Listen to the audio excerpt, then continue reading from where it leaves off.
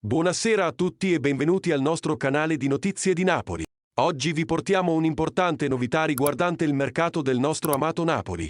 È stato ufficializzato il primo colpo della sessione di gennaio e si tratta di un acquisto tutto fatto in casa. Ma andiamo subito ai dettagli. Dalla Salernitana arriva in azzurro Pasquale Mazzocchi, esterno di grande talento. Il giocatore sta lasciando in queste ore Salerno e domani sosterrà le visite mediche con la squadra campione d'Italia. Secondo le intenzioni del nostro allenatore Mazzarri, Mazzocchi sarà l'alternativa sulla fascia destra a Di Lorenzo, il nostro capitano. È il primo giorno ufficiale di mercato e il Napoli ha già concluso il suo primo acquisto.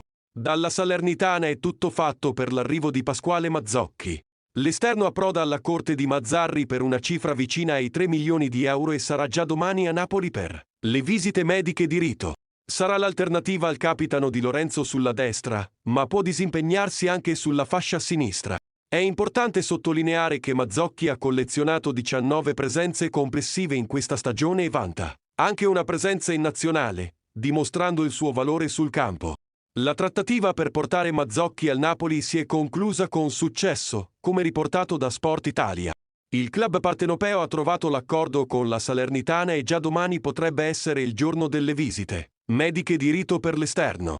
Questo colpo in chiusura rappresenta un'ottima notizia per la squadra e per i tifosi, che potranno contare su un nuovo talento azzurro. Il laterale destro Mazzocchi sarà il vice di Di Lorenzo, che potrà contare su un valido sostituto in caso di necessità.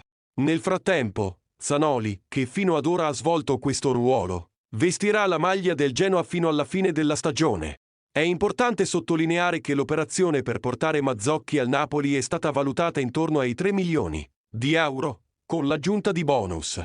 Il giocatore ha firmato un contratto di 3 anni e mezzo, con l'opzione per il quarto. E così si conclude questa importante notizia di mercato per il Napoli. Continuate a seguirci per rimanere sempre aggiornati sulle ultime novità riguardanti la nostra squadra del cuore. Grazie per l'attenzione e arrivederci a tutti. Forza Napoli sempre e tutto per lei.